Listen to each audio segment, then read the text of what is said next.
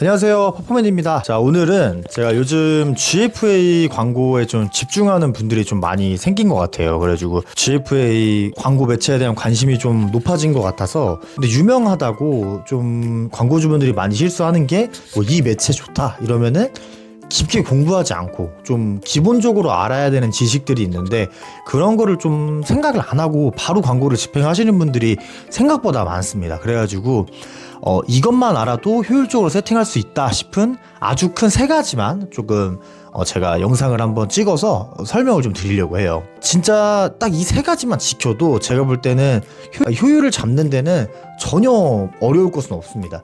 그러니까 잘 들어보시고 본인이 집행을 하고 계신다거나 아니면 새로 집행할 예정이라고 하면은 꼭 한번 참고해서 세팅을 한번 다시 봐주시면 좋을 것 같습니다. 첫 번째는 타겟팅의 종류를 좀 아셔야 해요. GFA가 예전이랑 다르게 생각보다 엄청나게 다양한 타겟팅을 제공을 하거든요. 대표적으로 이제 특정 키워드를 검색했거나 특정 키워드의 연관 키워드를 검색한 이력이 있는 분들을 타겟팅하는 맞춤 타겟, 그리고 스토어에 방문했거나 뭐 찜하기를 눌렀거나 소식받기를 눌렀거나 아니면은 장바구니에 담았거나 구매를 했다거나 이런 특정 행동을 했던 유저를 타겟하는 스토어 타겟이 있어요. 그리고 현재는 이제 브랜드 스토어만 가능한데 고객 여정 타겟이랑 CRM 마케팅 타겟이 있습니다. CRM 마케팅 타겟 같은 경우에는 브랜드의 기존에 방문했었거나 구매했었던 분들이랑 유사한 분들을 AI가 확장해주는 타겟 기능이고요. 고객 여정 타겟 같은 경우에는 브랜드가 가지고 있는 메인 카테고리가 있잖아요. 뭐 예를 들어서 내가 전자제품이 메인 카테고리다 하면 그 전자제품이라는 카테고리에 이제 고객 여정에 따라서 타겟팅을 할 수 있는 방법이에요. 뭐 브랜드를 발견했었냐 아니면 구매한 이력이 있었냐 이런 것들까지. 그러니까 내 브랜드의 타겟이 아니어도 내가 지금 메인으로 판매하고 있는 그 상품 카테고리에 해당하는 다른 유저들을 타겟팅할 수 있는 기능이라고 보시면 됩니다. 그래서 이런 여러 가지 타겟 모수들이 있는데 특정 행동 패턴을 자주 반복한다는 거를 기준으로 유사한 유저들을 잡아주는 유사 타겟팅이 있어요.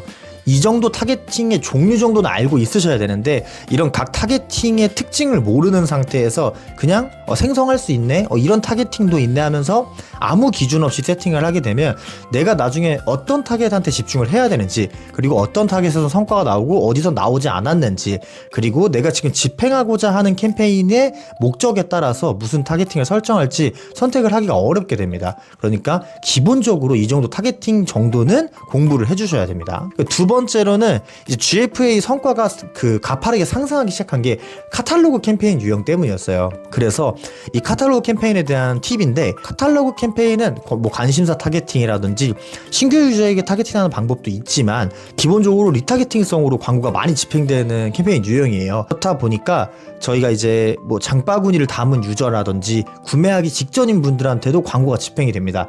그래서 내가 카탈로그 캠페인을 집행하는 목적이 신규 유저를 발굴해서 판매를 만들려는 거냐, 아니면 리타겟팅으로 이미 상품에 반응이 있던 분들이 최종 구매까지 이어지게 하려는 목적인가, 이거에 따라서 타겟팅을 설정을 해줘야 됩니다. 신규 타겟이어도 리타겟팅이어도 카탈로그 캠페인 성과가 나쁘지 않아요. 그렇다 보니까 저는 예산이 너무 적지만 않으면 카탈로그 캠페인은 신규 타겟과 리타겟팅을 나눠서 두 가지 캠페인을 운영하는 편입니다. 여러분들도 한번 테스트 해보시면 좋을 것 같아요. 그리고 마지막 세 번째가 제일 중요한데, 이제 애드부스트 효율에 관련된 내용이에요. 일단 애드부스트의 효율은 좀 과측정되는 경향이 좀 있습니다. 이 부분은 진짜 너무 중요한 부분이니까 꼭 한번 점검을 해보세요. 애드부스트는 내 상품에 관심이 있을 만한 유저들에게 네이버 쇼핑 검색 광고 지면에 노출이 되는 시스템이에요. 그렇다 보니까 광고에 노출될 때도 네이버 쇼핑 검색 광고랑 구분이 안 됩니다.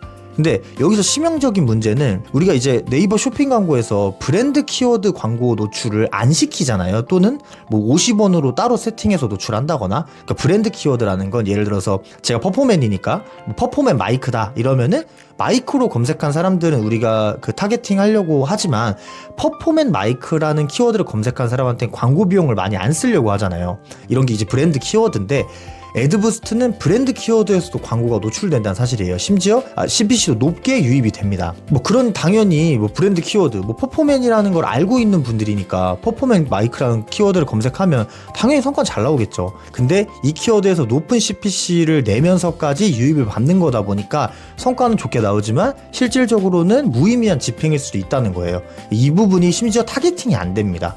애드부스트는 기본적으로 AI 기반으로 세팅이 되다 보니까 타겟팅이 불가능해요.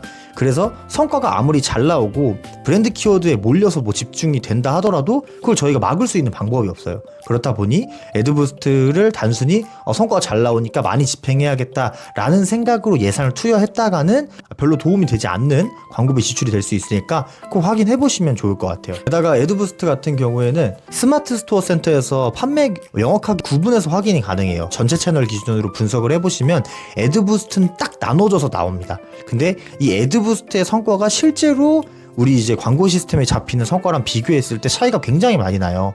그러니까 내가 애드부스트를 집행하는 게 정말 유의미한가, 광고비를 많이 태워도 괜찮을까, 이걸 판단하시려면 스마트 스토어 센터에서 애드부스트 유입 경로의 그 전환 매출액을 확인해 보시고 내 광고비랑 비교했을 때 이 정도 전환 매출액이 어쨌든 최종 클릭으로 발생을 한다면 나쁘지 않다, 이것들을 좀 판단을 주기적으로 해주시는 게 좋습니다.